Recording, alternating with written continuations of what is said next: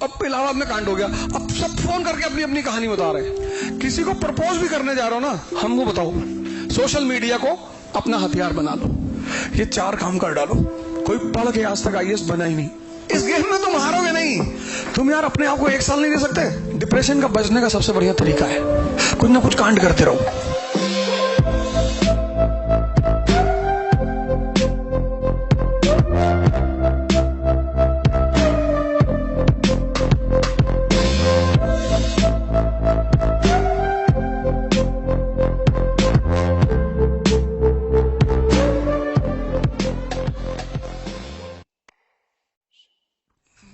चार बातें। पहली बात, पूना दुनिया का सबसे बेहतरीन शहर है, हिंदुस्तान का तो है ही।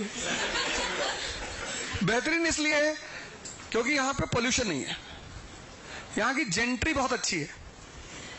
मतलब मैं यहां देखता हूं कि यहां के लोग इतने कोऑपरेटिव है, इतने अच्छे हैं, एजुकेशन हब है। और इन सारी चीजों में जो एक नई चीज ऐड हो गई है कि वो यहां पे इकरा है। तो अब क्या है, इकरा का इंपॉर्टेंस क्या है? भाई दिल्ली लोग जाते थे, तो जाते रहेंगे क्योंकि वो देश की राजधानी है। लेकिन लोग कहते थे कि दिल्ली से बाहर रिजल्ट लाना मुश्किल है, पर अब वो ट्रेंड टूटेगा। किसी जमाने में मेडिकल और इंजीनियरिंग का जो हेडक्वार्टर था वो इलाहाबाद था, कानपुर था। कानपुर जाते थे लोग पढ़ने, फिर वो कोटा शिफ्ट कर गया, तो पुणे जो है वो यूपीएससी का कोटा बनने जा रहा है और उसकी शुरुआत की है इकरा ने। तो पहला तो बात रही इकरा की। दूसरी बात, पढ़ाई और प्रिपरेशन दोनों अलग अलग बातें हैं। इस तैयारी में, आईएएस की तैयारी में 2 साल लगते हैं।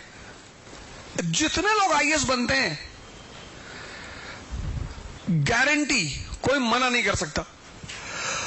उनकी जो सबसे कॉमन बात है, जो शायद उन्होंने आज तक एक मंच पर कभी नहीं कहा होगा, जो मैं आज तुम लोगों से कह रहा हूं, वो है प्रैक्टिस।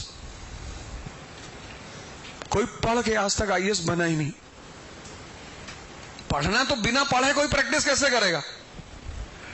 तो तुम पढ़ाई साइडलाइन कर दो। जितने लोग आईएएस बने हैं सब प्रैक्टिस से आईएएस बने हैं। तीसरी बात, ये जो परीक्षा है ये पर्सनालिटी की परीक्षा है। सिलेक्शन किसका होता है? जो प्रैक्टिस करते हैं। तीसरी बात, पहला पॉइंट मेरा क्या था? इकरा। दूसरा पॉइंट क्या था? अब करना क्या है? आईएएस का सिलेक्शन प्रैक्टिस करने वालों का होता है। तीसरी बात, ये परीक्षा पर्सनालिटी की परीक्षा है। पर्सनालिटी क्या है? प्रेशर को हैंडल करना पर्सनालिटी है, प्लान बनाना पर्सनालिटी है, प्रायोरिटी के हिसाब से काम करना पर्सनालिटी। ये सब नहीं कर पाते। यही तो नहीं होता। तो अब तो इकरा से तुम्हारी कोचिंग खत्म हो गई, तो तुम रिपोर्ट किसको करोगे? तुम रिपोर्ट इकरा को ही करोगे। हर महीने हम सब की मुलाकात इकरा में पुणे में होगी, हर महीने ही, एवरी मंथ। ये कोचिंग की हिस्ट्री में पहली बार होने जा रहा है। एडमिशन से इंटरव्यू तक। सिलेक्शन होगा या नहीं, ये तो मालिक जाने, क्योंकि मैंने ऐसे ऐसे लोगों को देखा जिन्होंने 4-4 इंटरव्यू दिए, बाद में मेंबर ऑफ पार्लियामेंट हो गए। इस गेम में तुम हारोगे नहीं। वो तो तुम भूल जाओ कि तुम हारोगे, तुम्हारा सिलेक्शन नहीं होगा। ये सब थॉट तुम्हारे मन में आते हैं तो फालतू के आते हैं, और फालतू के थॉट का कोई दवा नहीं है। थॉट ही तो है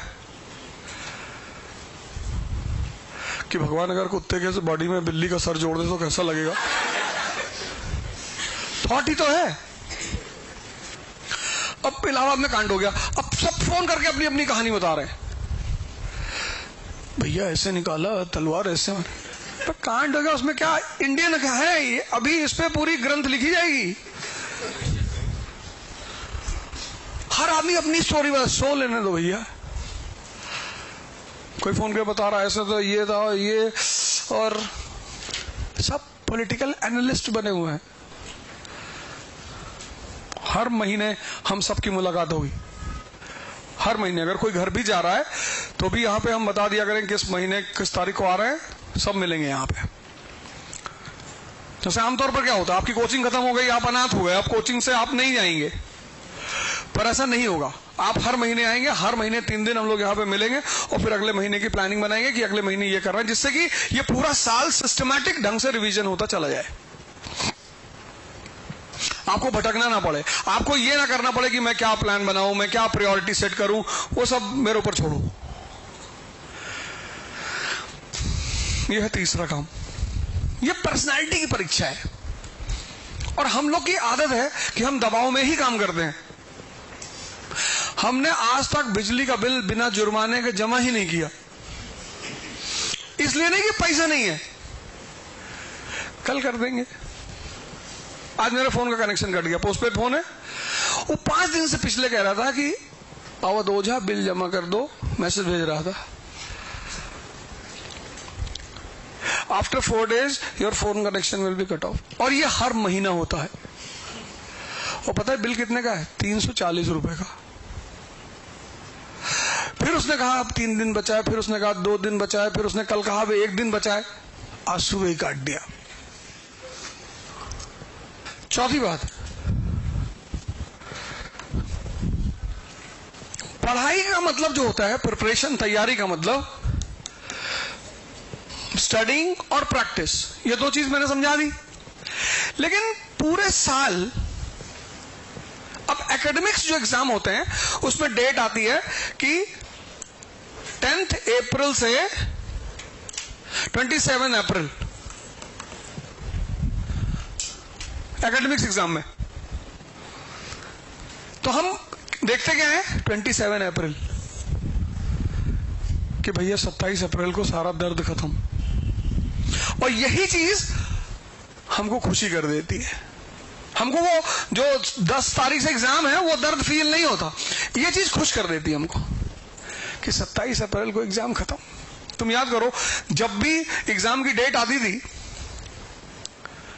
तो सबसे पहले ये देखते थे कि अंतिम पेपर कब है।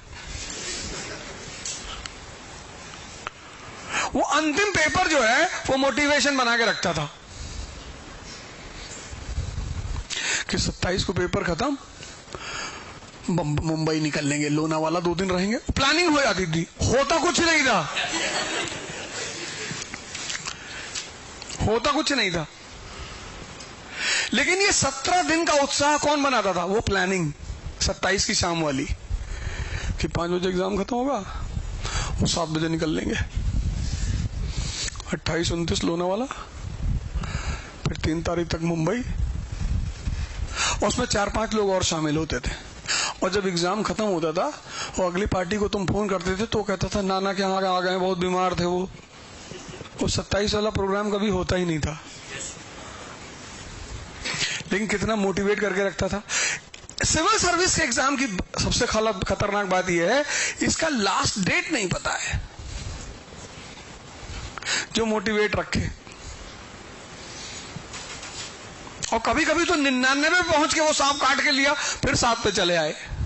वो सांप सीढ़ी वाला गेम है ना, एक सांप 99 पे बैठा है, वहां उसने डसा सीधे 7।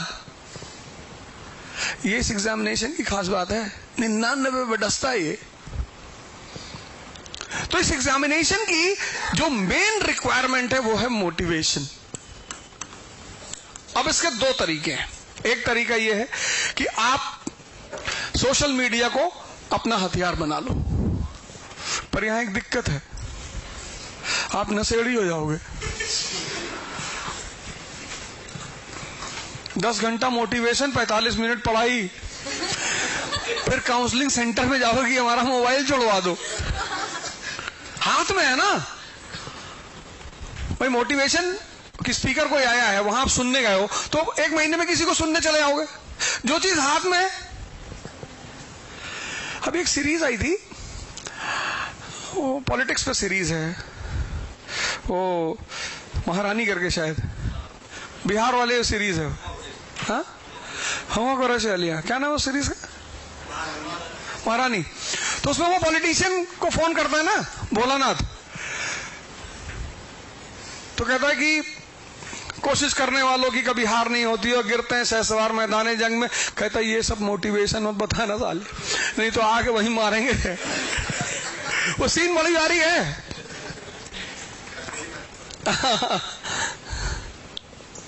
दूसरा तरीका यह है कि आप जीवनियां पढ़ो, ऑटोबायोग्राफी, 2 पेज 4 पेज 5 पेज, एक तो पढ़ने का क्रम बना रहेगा, और स्पोर्ट्स। मेरा व्यक्तिगत अनुभव है कि अगर कोई व्यक्ति पर डे सिर्फ 15 किलोमीटर वॉक कर ले मिनिमम, या 5 किलोमीटर दौड़ ले, दोनों ऑप्शन है, या वो 5 दौड़ ले या वो 15 वॉक कर ले। आजकल मैं यहां पे हूं तो डेली फैजल भाई को उठा देता हूं। कल तो सब शो चल रहा था ना चारों तरफ, यहां पे 2 दिन मनाते हैं बाबा साहब का जन्मदिन, तो वो डीजे उजे बज रहा था। 10 बजे बंद हुआ, मैं इनसे कहा 10:30 बजे वॉक करने चलेंगे। 1 बजे लौट कर आए। मतलब मुझे वॉक करना ही करना है।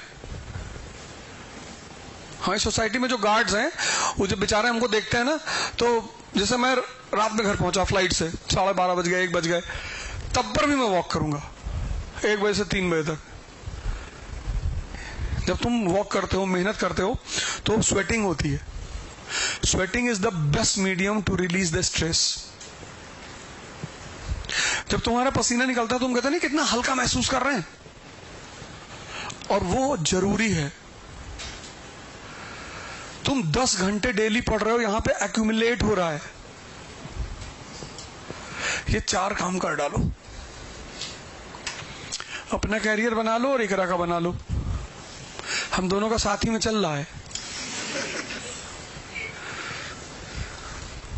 भाई। इतने लोग बैठे हो, अगर सारे लोग रिजल्ट दे लो तो हमारे पास 2 लाख एडमिशन आ जाएगा। और क्यों नहीं दोगे भाई? हम तो तुम्हें हर जगह कोऑपरेट करने के लिए तैयार हैं।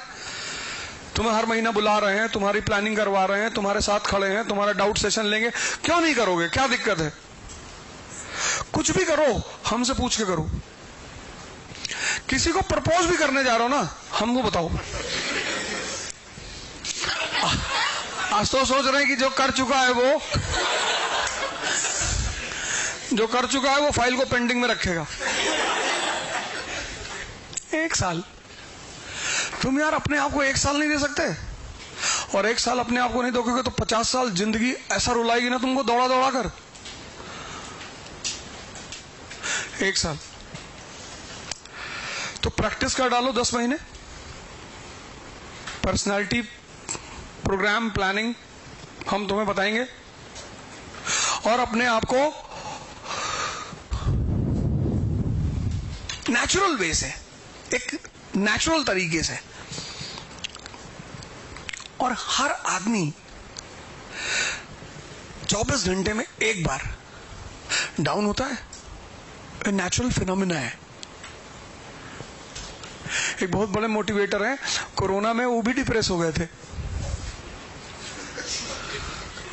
मैं नाम नहीं लूंगा, सब अच्छे काम करते हैं, मोटिवेशन वगैरह सबको मैं बड़ा अप्रिशिएट करता हूं, करना चाहिए, करना ही चाहिए। लेकिन वो भी डिप्रेस हो गए थे। और डिप्रेशन से आज एक राज की बात खोलने जा रहा हूं। डिप्रेशन का बचने का सबसे बढ़िया तरीका है कुछ ना कुछ कांड करते रहो। कर्म से तो कुछ होता नहीं। और कोरोना में जब भयंकर डेथ शुरू हो गई सेकेंड वेव में, हमने अब क्या करें, तब तक एक बवाल खड़ा हो गया। यूपीएससी कुछ लड़के एक अटेम्प्ट एक्स्ट्रा मांग रहे थे कि हमको भाई एक अटेम्प्ट एक्स्ट्रा दिया। हमने कहा ठीक है, तुम्हारे अटेम्प्ट के लिए लड़ेंगे। तो साइकिल सत्याग्रह किए जब वेव चल रही थी तब।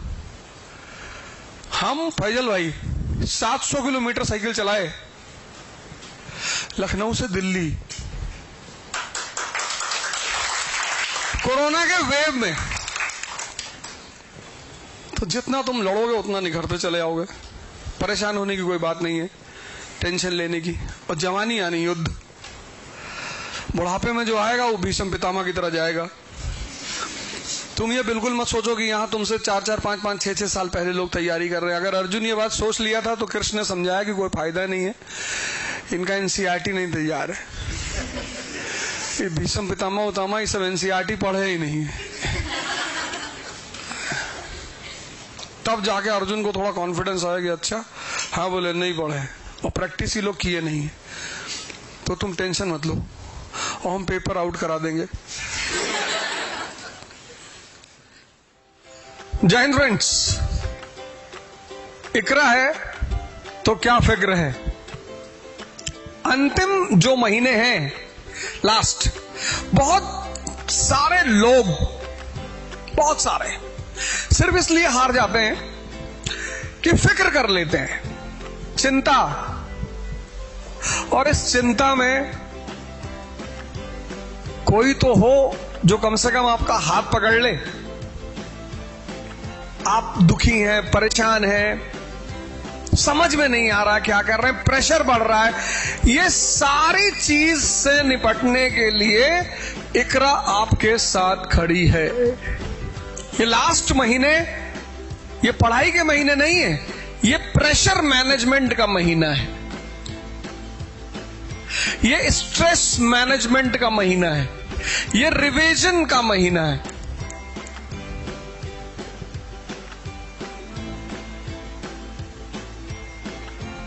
ये किसी से एडवाइस बात करने का महीना है। और इसीलिए इकरा ने एक last minute revision course launch किया है।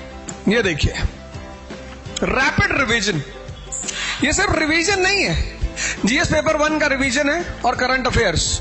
आप क्यों स्ट्रेस ले रहे हो? आओ हमारे साथ।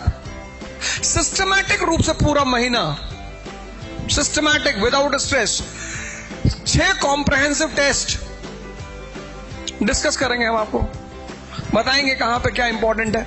Daily 5 to 6 hours of online classes recorded.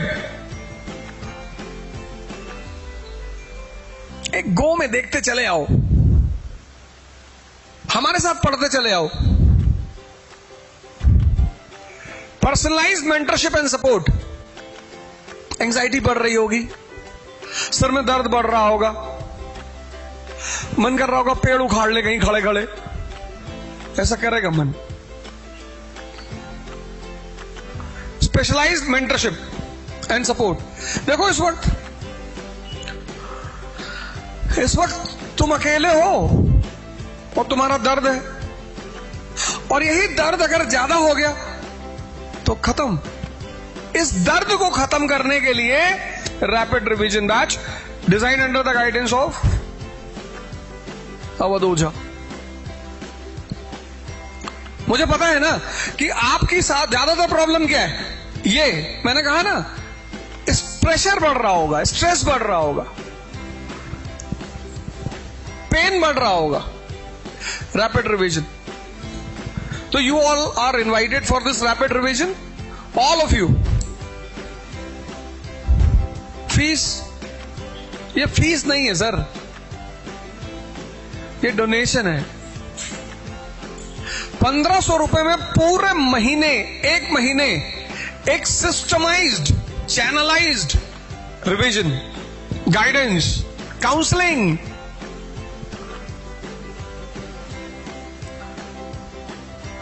And then possibly next year you will meet me as an IAS officer. कि सर 1.5 लाख रुपए और ले लो। वो 1500 रुपए काम कर गए थे sir. So you all are invited. If you think that you want a channelized preparation, a systemized structure of preparation, तो आप सभी को निमंत्रित कर रहा हूं मैं। एक बात और कि ये बैच शुरू हो रहा है 17 अप्रैल से। Thank you. जय हिंद।